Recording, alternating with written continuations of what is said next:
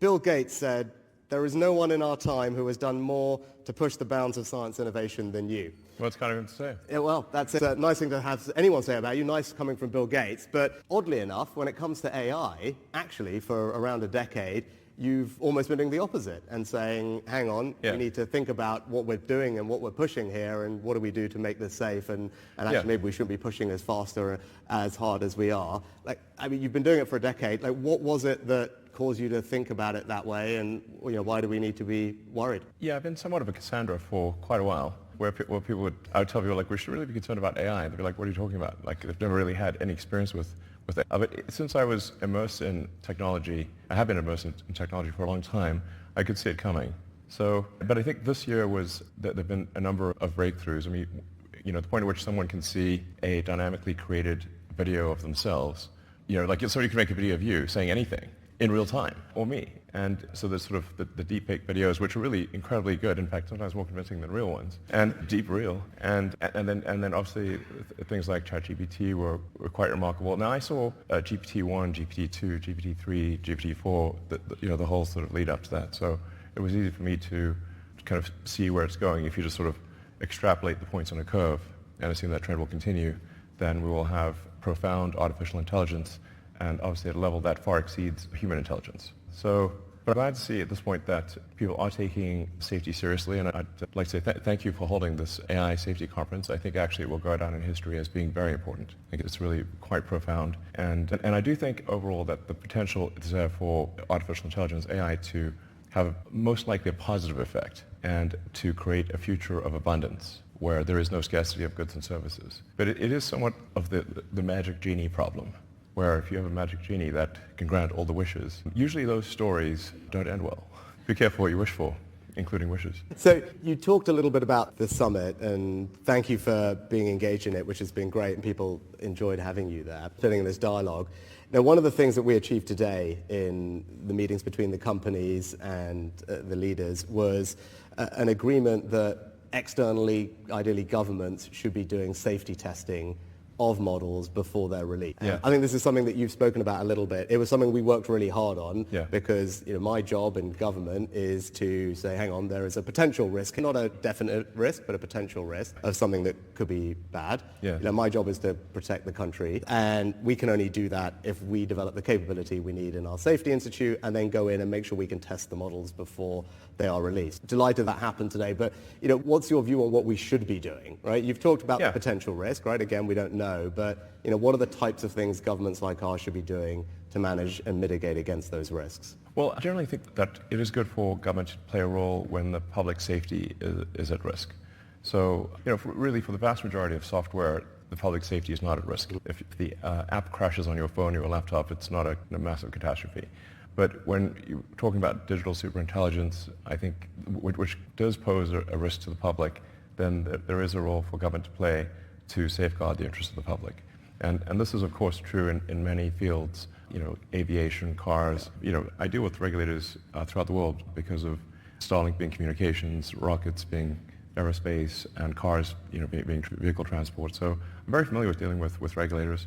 And I actually agree with the vast majority of regulations. There's a few that I disagree with from time to time, but 0.1% probably, less than 1% of regulations I disagree with. So there is some concern from people in Silicon Valley who've never dealt with regulators before, and they think that this is going to just crush innovation and slow them down and be annoying. And it will be annoying, it's true. They're not wrong about that.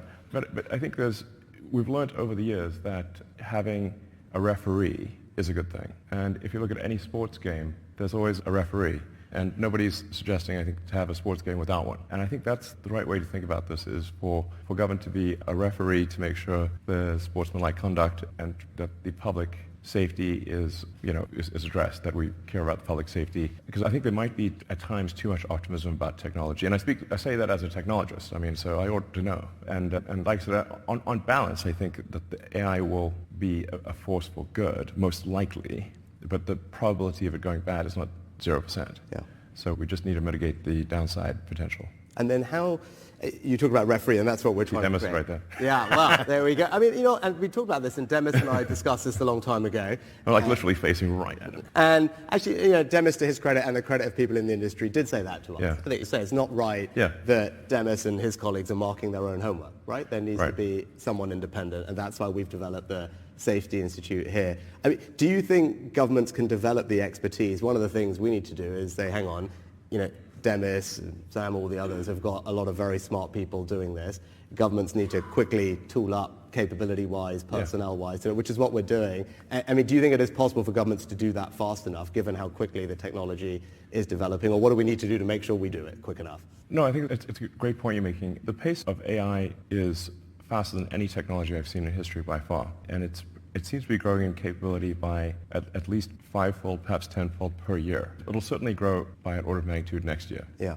So government isn't used to moving at that speed. But I think even if there are not firm regulations, even if there isn't an enforcement capability, simply having insight and being able to highlight concerns to the public will be very powerful. So even if that's all that's accomplished, I think that will be very good. Okay. Yeah, well, hopefully we can do better than that. Hopefully, yeah. Yeah. No, but that's helpful. Actually, we were talking before. It was striking. You're someone who spent their life in technology, living Moore's Law. And what was interesting over the last couple of days, talking to everyone who's doing the development of this, and I think you concur with this, is just the pace of advancement here is unlike anything all of you have seen in your careers in technology. Is that fair? Because you've got these kind of compounding effects from the hardware and the data and the personnel. Yeah, I mean, currently the two leading centers for AI development are the San Francisco Bay Area and the sort of London area. And there are many other places where it's being done, but those are the two leading areas. So I think if the United States and the UK and China are sort of aligned on safety, that's all going to be a thing. Because that's where the leadership is generally. I mean, it's interesting, you mentioned China there. So I took a decision to invite China to summit over the last couple of days. And it was not an easy decision. A lot of people criticized me for it. My view is if you're going to try and have serious conversation, you need to. But what were your thoughts? You do business all around the world. You just talked about it there. Yeah. Should we be engaging with them? Can we trust them? Is that the right thing to have done? If China is not on board with AI safety, it's somewhat of a moot situation. The single biggest objection that I get to any kind of AI regulation or sort of safety controls are, well, China's not going to do it, and therefore they will just jump into the lead and exceed us all. But actually, China is willing to participate in a safety, and thank you for inviting them. And they, I think we should thank China for attending. When I was in China earlier this year, my main subject of discussion with the leadership in China was AI safety, and saying that this is really something that they should care about, and they took it seriously, and you are too, which is great. And having them here, I think, was essential, really. If they're not participants, it's pointless. It's pointless, yeah. No, and I think we were pleased. I think they were engaged yesterday in the discussions and actually ended up signing the same communique that everyone else did. That's great. Which is a good start, right? And as I said, we need everyone to approach this in a similar way if we're going to have, I think, a realistic chance of resolving it. I was going to, you talked about innovation earlier and regulation being annoying. There was a good debate today we had about open source. And I think you've kind of been a proponent of algorithmic transparency and making some of the X algorithms public. And actually we were talking about Jeffrey Hinton on the way in. Yep. He's been very concerned about open source models being used by bad actors. You've got a group of people who say they are critical to innovation happening in that distributed way. Look, it's a trick. There's probably no perfect answer, and there's a tricky balance. What are your thoughts on how we should approach this open source question, or where should we be targeting whatever regulatory or monitoring that we're going to do? Well, the open source algorithms and data tend to lag the closed source by 6 to 12. But given the rate of improvement, that there's actually therefore quite a big difference between the closed source and the open. If things are improving by a factor of, let's say, 5 or more, then being a year behind you're 5 times worse. So it's a pretty big difference. And that might be actually an okay situation, but it certainly will get to the point where you've got open source AI that can do, that will start to approach human level intelligence or perhaps exceed it. I don't know quite what to do about it. I think it's somewhat inevitable that there'll be some amount of open source, and I guess I would have a slight bias towards open source, because at least you can see what's going on, whereas closed source, you don't know what's going on. Now, it should be said with AI that even if it's open source, do you actually know what's going on? Because if you've got a gigantic data file and sort of billions of weights and parameters, you can't just read it and see what it's going to do. It's a gigantic file of inscrutable numbers. You can test it when you run it. You can test it. You can run a bunch of tests to see what it's going to do, but it's probabilistic as opposed to deterministic. It's not like traditional programming where you've got very discrete logic and the outcome is very predictable and you can read each line and see what each line's going to do. A neural net is just a whole bunch of probabilities. I mean, it sort of ends up being a giant comma-separated value file. It's like, our digital god is a CSV file? Really? Okay. That is kind of what it is. Yeah. Now, that point you've just made is one that we have been talking about a lot because, again, conversations with the people who are developing the technology make the point that you've just made. It is not like normal software where there's predictability about inputs improving leading to this particular output improving. Yeah. And as the models iterate and improve, we don't quite know what's going to come out the other end. I think you would agree with that, which is why I think there is this bias for, look, we need to get in there while the training runs are being done before the models are released to understand what has this new iteration brought about in terms of capability, which it sounds like you would agree with. I was going to shift gears a little bit. You've talked a lot about human consciousness, human agency, which actually might strike people as strange, given that you are known for being such a brilliant innovator and technologist, but it's quite heartfelt when I hear you talk about it and the importance of maintaining that agency in technology and preserving human consciousness. Yeah. Now, it kind of links to the thing I was going to ask is, when I do interviews or talk to people out and about in this job about AI, the thing that comes up most actually is probably not so much the stuff we've been talking about, but jobs. It's what does AI mean for my job? Yeah. Is it going to mean that I don't have a job or my kids are not going to have a job? Now, answer as a policymaker, as a leader, is actually AI is already creating jobs, and you can see that in the companies that are starting. Also, the way it's being used is a little bit more as a co-pilot necessarily versus replacing the person. There's still human agency, but it's helping you do your job better, which is a good thing. And as we've seen with technological revolutions in the past, clearly there's change in the labor market, the amount of jobs. I was quoting an MIT study today that they did a couple of years ago, something like 60% of the jobs at that moment didn't exist 40 years ago, so hard to predict. And my job is to create an incredible education system, whether it's at school, whether it's retraining people at any point in their career, because ultimately if we've got a skilled population, they'll be able to keep up with the pace of change and have a good life. But that it's still a concern. And what would your kind of observation be on AI and the impact on labor markets and people's jobs and how they should feel about that as they think about this? Well, I think we are seeing the most disruptive force in history here.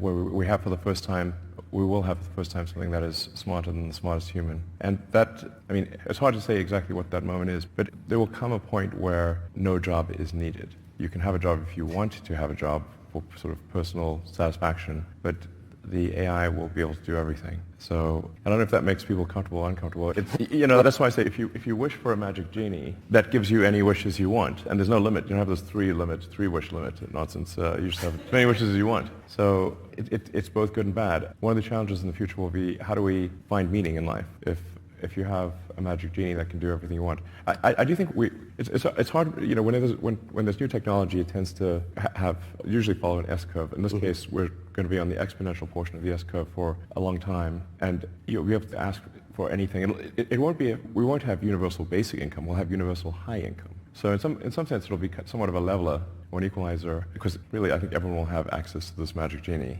and you'll be able to ask any question. It'll certainly be good for education. It'll be the best tutor you could, and the most patient tutor. Sit there all day, and there will be no shortage of goods and services. We'll be an age of abundance. I think I'd recommend people read in banks. The banks' culture books are probably the best envisioning, in fact not probably, they're definitely by far the best envisioning of an AI future. There's nothing even close. So I'd really recommend banks. I'm a very big fan. All his books are good.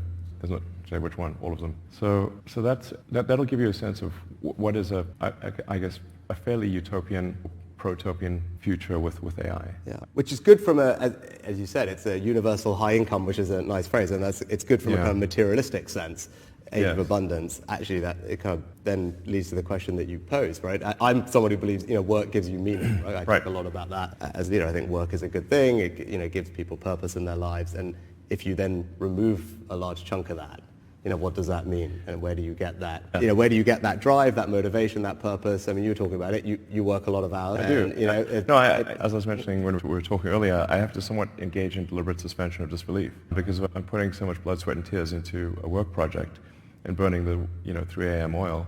Then I'm like, wait, why am I doing this? I can just wait for the AI to do it. I'm just lashing myself for no reason. Yeah. I must be a glutton for punishment or something. Call Demis and tell him to hurry up, and then you can have a holiday, right? That's the plan. Yeah. No, it's a tricky thing, because I think part of our job is to make sure that we can navigate to that very, I think, largely positive place and help people through it between now and then, because these things bring a lot about a change in the labour market, as we've seen. Yeah, I think it probably is generally a good thing, because there are a lot of jobs that are uncomfortable or dangerous or sort of tedious, and the computer will have no problem doing that.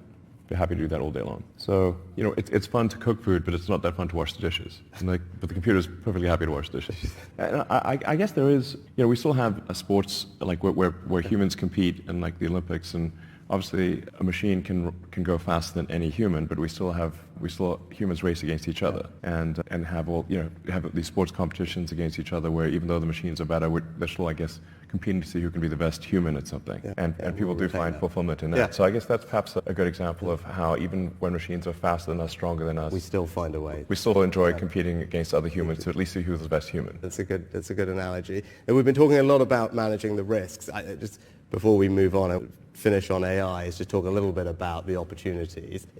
You're engaged in lots of different companies, Neuralink being an obvious one, which is doing some exciting stuff. You touched on the thing that I'm probably most excited about, which is in education. Yeah. And I think many people will have seen Salk's video from earlier this year, his TED Talk about, as you talked about, it's like a personal tutor. Yeah, personal tutor, an amazing personal tutor. An amazing personal tutor, and we know the difference in learning. Having that personalized tutor is incredible compared to classroom learning. So if you can have every child have a personal tutor specifically for them that then just evolves with them over time, that could be extraordinary. And so that, for me, I look at that, I think, gosh, that is within reach at this point, and that's one of the benefits I'm most excited about. Like when you look at the landscape of things that you see as possible, what is it that you are particularly excited about? I think certainly AI tutors are going to be amazing, perhaps already are. I think there's also perhaps companionship, which may seem odd, because how can the computer really be your friend? But if you have that has memory, and remembers all of your interactions, and has read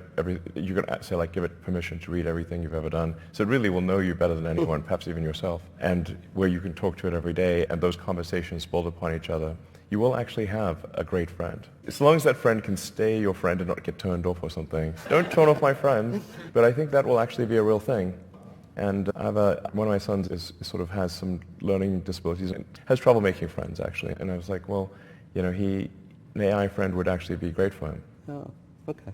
That was a surprising answer, but that's actually worth reflecting on. So that's really interesting. I mean, we're already seeing it actually as we deliver, psychotherapy anyway, now doing far more by digitally and by telephone to people, and it's making a huge difference. And you can see a world in which actually, AI can provide that social benefit to people. Just a quick question on X, and then we should open it up to everybody. You made a change.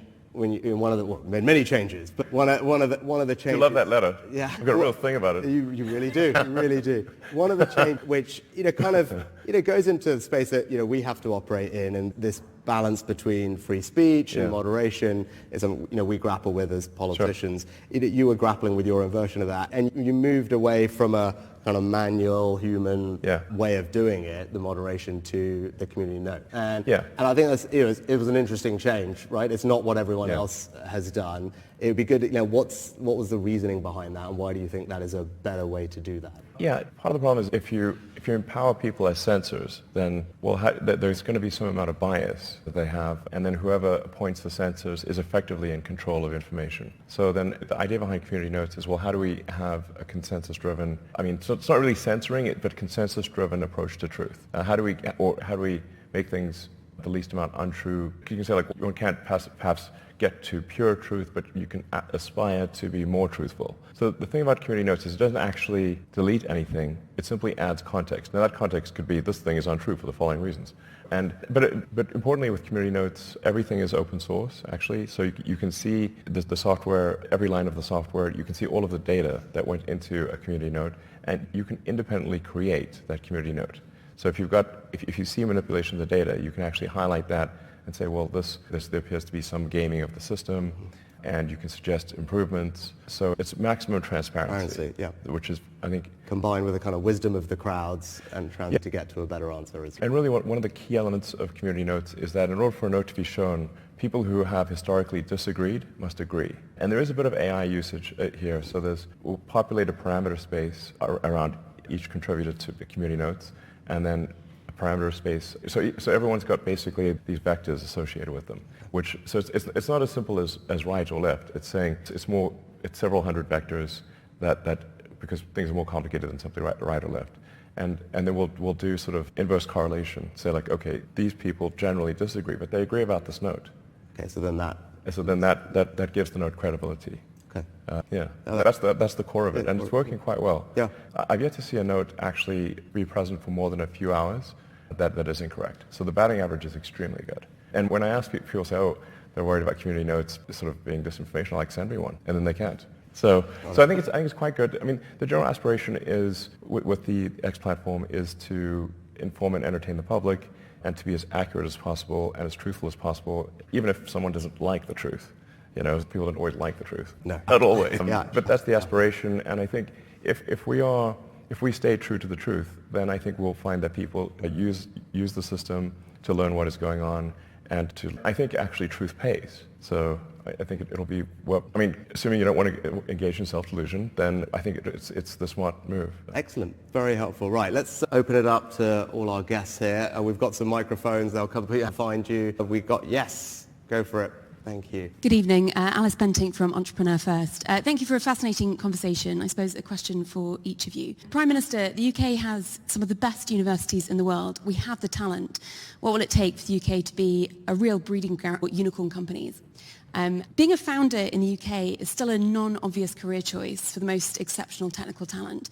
What are the cultural elements that we need to put into place to change this? Thank you. John, you want to go first? Go for it. Sure. Well, you're right that there are cultural elements where the culture should celebrate creating new companies, and there should be a bias towards supporting small companies, because the ones that need nurturing, the larger companies really don't need nurturing. So just you can think of it sort of like a garden. If it's a little sprout, it needs nurturing. If it's a mighty oak, it doesn't need quite as much. So I think that is a mindset change that is important. But I should mention that London is, London and San Francisco, or the Bay Area, are really the two centers for AI. So London is actually doing very well on that front. The two leading locations on Earth. San Francisco is probably ahead of London, but London's really very strong. Or London area. Greater London, home counties, I guess. So I'm just saying objectively this is the case. But you do need that. You need the infrastructure. You need landlords who are willing to rent to new companies. You need law firms and accountants that are willing to support new companies. And it's generally it is a mindset change. And I think some of that is happening, but I think really it's just culturally people need to decide this is a good thing. Yeah. Yeah. No, actually, well, thanks for what you said about the UK. It's something that we work hard on. Lots of people in the room are part of what makes this a fabulous place for innovative companies, including Alice. So, Alice, what I'd say is my job is to get all the nuts and bolts right, make sure that all of you are starting companies can raise the capital that you need, everything from, your seed funding with our incredible, EIS tax reliefs all the way through to your late stage rounds, and we need reform of our pension funds, and the Chancellor's got a bunch of incredible reforms to unlock capital from all the people who have it and deploy it into growth equity, right? That is a work in progress. We're not there yet, but I think we're making good progress. We need talent, we need people, so that means an education system that prioritizes the things that matter. And you've seen my reforms, I go on about more maths, but I think that is important. But also attracting the best and the brightest here. If you look at our fastest growing companies in this country, and I think it's probably the same in the US, over half of them have a non-British founder, right? And so that tells you we've got to be a place that is open to the world's best and brightest entrepreneurial talent. So the visa regime that we've put in place, I think, does that, makes it easy for those people to come here. And then actually it's the thing that we spent the beginning of the session talking about, the regulation, right? Making sure that we've got a regulatory system that's pro-innovation, that, of course we always need guardrails on the things that will worry us, but we've got to create a space for people to innovate and do different things. Those are all my jobs. The thing that is tougher is the thing that Elon talked about, which is culture, right? It's how do you transpose that culture from places like Silicon Valley across the world, where people are unafraid to give up the security of a regular paycheck to go and start something, and be comfortable with failure. You talked about that a lot. I think you talked about it more when you were playing games, right? But that you've got to be comfortable failing and knowing that that's just part of the process. And that is a tricky cultural thing to do overnight, but it's an important part of, I think, creating that kind of environment. Yeah, if you don't succeed with your first startup, it shouldn't be a sort of a catastrophic career-ending thing. It should be, well, good. I think it generally should be like, well, you gave it a good shot, and now try again. And exactly. And it's. So one thing I was going to mention is, like, obviously creating a company is sort of a high-risk, high-reward situation, but I don't know quite how it works in the UK. I think it's probably better than continental Europe, but I'm not sure how it is in the UK. But if somebody's basically going to risk their life savings, and the vast majority of startups fail. So, I mean, you hear about the startups that succeed, but most startups consist of, a massive amount of work followed by failure. But that's actually most companies. And so it's a high risk, high reward. And so the high reward part does need to be there for it to make sense. I think that was a very soft pitch for a tax policy. But I can tell you, so look, I agree, and we have, I think, relative to certainly European countries, but certainly the US, definitely California, a much lower rate of capital gains tax, right? So for those people who are risking and growing something, we think the reward should be there at the end. So it's 20% capital gains tax rate. And on stock options, I don't know if we've got anyone from Index Ventures in the room. So, Index, one of our leading VC funds here, they do a regular report looking at most countries' tax treatment of stock options. And, when I was Chancellor, Treasury Secretary equivalent, we were, I think, we were pretty good, but we were fourth or fifth. And I said, we need to, for exactly the reason that you mentioned, I was like, this has got to be the best place for innovators. We need to move that up. And I think in the last iteration of that report, we had, because of the changes that Jeremy and I had made, we have moved up to, I think, second from memory. So hopefully that should give you and everyone else some comfort that we recognize that's important. Because when people work hard and risk things, they should be able to enjoy the rewards of that. High risk, high reward. Yeah, and I think we very much have a tax system that supports that, and those are the values that I believe in, and I think most of us in this room probably do as well. Right, next question. I've got Seb in front of me, and then I'll come over here. Go on, Seb. Thanks very much. We've talked about some really big ideas, global changing ideas. I'm really interested, particularly in the context of creation of science and technology super hubs and so on. How does that map onto the everyday lives of people living in, say, Austin, Texas, to choose one around you, or in my case, Nottingham, East Midlands? How do you see that evolving for people, every day? The sort of everyday effects of AI? For context, Elon, so Seb runs our equivalent of CVS, right, or Walgreens. So, when actually I visited, right, so he's got millions of people coming in his shops every day, and it's making sure, how do we make this relevant? I think, Seb, is your question. How is this relevant to that person? Maybe actually, I'll go first on that, because I think it's a fair point. I was just going over with the team a couple of things that we're doing, because I was saying, how are we doing AI right now that it's making a difference to people's lives? And we have this thing called Gov. Which actually, when it happened several years ago, was a pioneering thing. All the government information together on one website, and so you need to get a driving license, passport, any interaction with government, it was centralized in a very easy, relatively easy to use way. Better than most. So we're about to deploy AI across that platform. So that is something that I think several million people a day use, right? So a large chunk of the population is interacting with gov.uk every single day to do all these day-to-day tasks, right? Every one of your customers is doing all those things. And so we're about to deploy AI into that to make that whole process so much easier. Because, some people will be like, look, well, I'm currently here and I've lost my passport and my flight's in 5 hours. At the moment, that would require, how many steps to figure out what you do. Actually, when we deploy the AI, it should be that you could just literally say that and boom, this is what we're going to do, walk you through it. And that's going to benefit millions and millions of people every single day, right? Because that's a very practical way in my seat that I can start using this technology to help people in their day-to-day lives, not just healthcare discoveries and everything else that we're also doing. But I thought that's quite a powerful demonstration of literally your day-to-day customer seeing actually their just day-to-day life get a little bit easier because of something that Elon Demis and others in this room have helped create. Yeah, no, exactly. The most immediate thing is just being able to ask, like having a very smart friend that you can ask anything.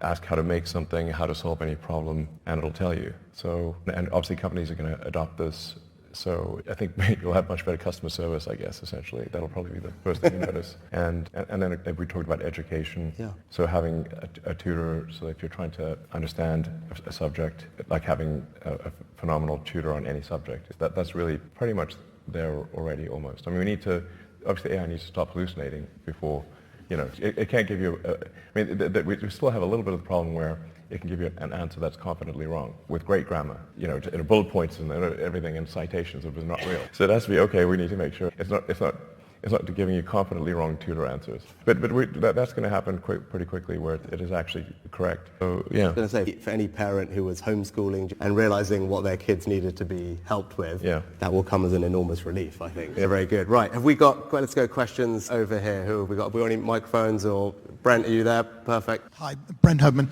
So, you've spoken eloquently about abundance and the age of abundance. So it feels like obviously with AI, it's everything everywhere all at once. But with robots, and to get the age of abundance, we'll need a lot of robots. I know you're working a lot on robots as well. Are there sort of constraints that we should think of and our politicians should be thinking of that one country might get heavily behind in robots that can do all of these things and enter the age of abundance and therefore be at a strategic disadvantage? Well, really anything that can be actuated by a computer is effectively a robot. So you can think of, frankly, Tesla cars are robots on wheels. Anything that's connected to the internet is effectively an endpoint actuator for artificial intelligence. So you've got Boston Dynamics. Obviously, they've been making impressive robots for a while. I think they're, at this point, mostly owned by Hyundai, so I guess Hyundai is probably going to make robots that are humanoid and some rather interesting shapes that I wasn't anticipating, like the one that looks like has wheels and looks sort of like a kangaroo on wheels. I'm not sure what that is, but looks a little demented, frankly. But there's going to be all sorts of robots. You've got the company Dyson, in which I think does some pretty impressive things. And I think the UK will not be behind, actually, on that front. The UK also has ARM, which is really the best, one of the best, perhaps the best, in chip design in the world. Tesla uses a lot of ARM technology. Almost everyone does, actually. So I think the UK is in a strong position. Germany obviously makes a lot of robots, industrial robots. I mean, I think generally countries that make robots of any kind, even if they seem somewhat conventional, will be fine. I do think there is a safety concern, especially with humanoid robots, because at least the car can't chase you into this building, not very easily, or chase you up a tree, or you can sort of run up a flight of stairs and get away from a Tesla. I think there's a Stephen King movie about that, if your car gets possessed. But if you have a humanoid robot, it can basically chase you anywhere. So I think we should have some kind of hardwired local cutoff that you can't update from the internet. So anything that can be software updated from the internet obviously can be overridden. But if you have a local sort of off switch where you perhaps say a keyword or something and then that puts the robot into a safe state, some kind of localized safe state ability, an off switch, where you don't have to get too close to the robot. I don't know. So we've got millions of these things going all over the place. You're not selling it, just, No, I know. I'm saying this is something we should be quite concerned about, because if the robot can follow you anywhere, then, what if they just one day get a software update and they're not so friendly anymore? We've got a James Cameron movie on our hands. It's actually, it's funny you saying that, because in our session that we had today, I would say they made exactly the same point, right, Dennis? So they're talking about movies, actually, without mentioning James Cameron. They're talking about James Cameron movies. But they're saying, if you think about it, it's not just those movies, but any of these movies, trains, subways, metros, buses, they said all these movies with the same plot fundamentally all end with the person turning it off, right? Or finding a way to shut the thing down. And they were making the same point that you were about the importance of actual physical off switches. Yeah. And so all the technology is great, but fundamentally this same movie is played out 50 times. We've all watched it, and it all fundamentally, the point I'm referring to, right? It all ends in pretty much the same way, with someone finding a way to just do the thing, which is kind of interesting that you said a similar point, right? It's not the obvious place you'd go to, but maybe that could be one of the tests for the AI. We should say, like, blank is your favorite James Cameron movie. Fill in the blank. Yeah, excellent. Right. Yes, we got over there. Yep, perfect. Hi, question for you both. So I'm a founder of a AI and ML scale-up in the third centre for AI, which is Leeds in the north of England. I'm a bit biased. Since the launch of ChatGPT, 3 months after that, we saw a real increase in phishing attacks using much more sophisticated language patterns. What do we do to protect businesses, consumers, so that they trust this technology better, and how do we bring them along that journey with us? Well, I think we shouldn't trust it that much, actually. It is actually quite a significant challenge, because we're getting to the point where even open source AI can pass human capture tests. So, this is, are you a human? identify all the traffic lights in this picture.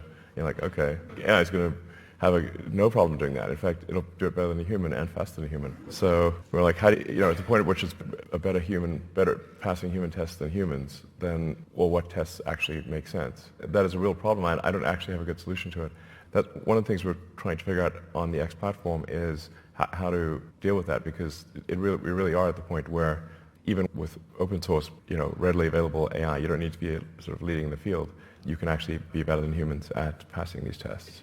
And that's sort of why we're thinking, well, perhaps we should sort of charge $1 or £1 a year. It's a very tiny amount of money, but it still makes it prohibitively expensive to make 1 million bots. So, or especially if you need 1 million payment methods, then you run out of sort of stolen credit cards pretty quickly. So that's sort of where we're thinking, like, we might have to sort of just charge some very tiny amount of money, 0.3 cents a day effectively, to deal with the onslaught of AI-powered bots.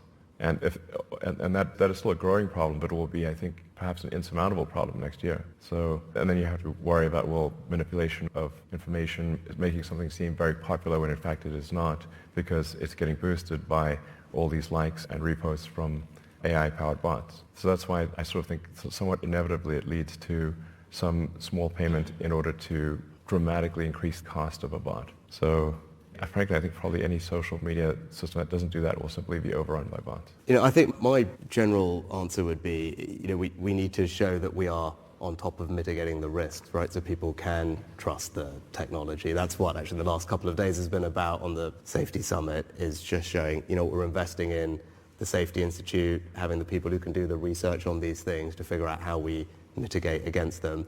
And we have to do it fast, and we have to keep iterating it.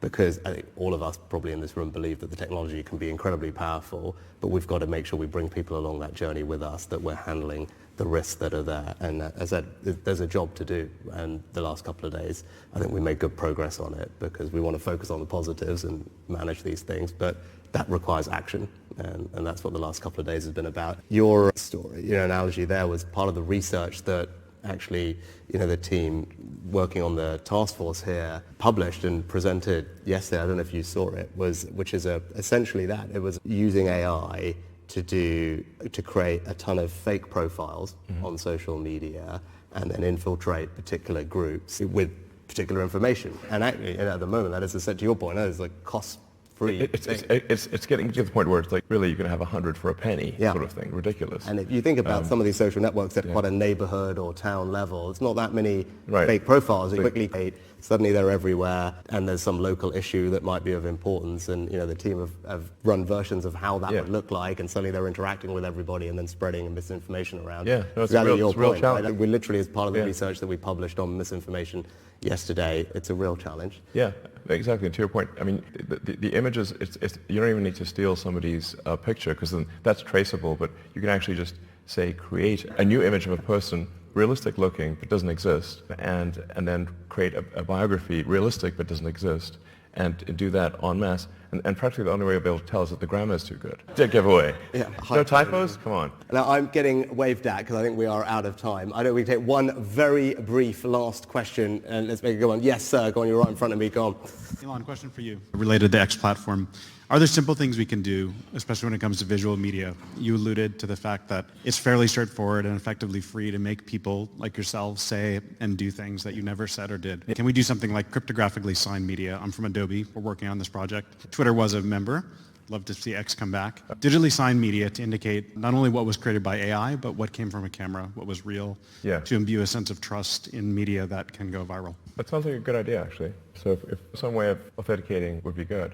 So yeah, that sounds like a good idea. We should probably do it. There you go. And actually, on that point, I've already, and this is particularly pertinent for people in my job, right? And I've already had a situation happen to me with a doctored image that goes everywhere, negative. By the time everyone realizes, well, that's fake, and we should stop sending it, the damage is damage. And actually, we were again reflecting today. If you think next year you've got elections in, I think the US, India, I think Indonesia, probably here. There you go, massive news. And actually, you've got just an enormous chunk of the world's population is voting next year, right? And you've got EU elections as well. Yeah. Actually, just these issues are right in front of us. Next year is where big elections across the globe, probably the first set of elections where this has been a real issue. Yeah. So figuring out how we manage that is, I think, kind of mission critical for the people who want the integrity of our democracy. Yeah, I mean, some of it is quite entertaining, like the Pope in the puffer jacket. Have you seen that one? That's amazing. But I mean, I still run into people who think that's real. I'm like, well, what are the odds he's wearing a puffer jacket in July in Rome, be sweating? But it actually looked quite dashing, I have to say. In fact, I think AI fashion is going to be a real thing. So I don't mean doom and gloom. Like, we live in the most interesting times, and I think it is like 80% likely to be good and 20% bad. And I think if we're cognizant and careful about the bad part, on balance, actually, it will be the future that we want, or the future that is preferable. And it actually will be a somewhat of a leveler, an equalizer, in the sense that, I think everyone will have access to goods and services and education. And so, I think probably it leads to more human happiness. So I guess I'd probably leave it on an optimistic note. Perfect. Yeah. Well, that's it. That is a great note to end on. I think that, we all want that better future. Yeah. I think it's there. The promise of it is certainly there. Lots of people in this room, including yourselves, are working hard to make it happen. Our job in government is to make sure it happens safely. But on the basis of this conversation in the last couple of days, I'm certainly leaving more confident that we can make that happen. Yeah. So it's been a huge privilege and pleasure to have you here. Well, thank you very much for having me.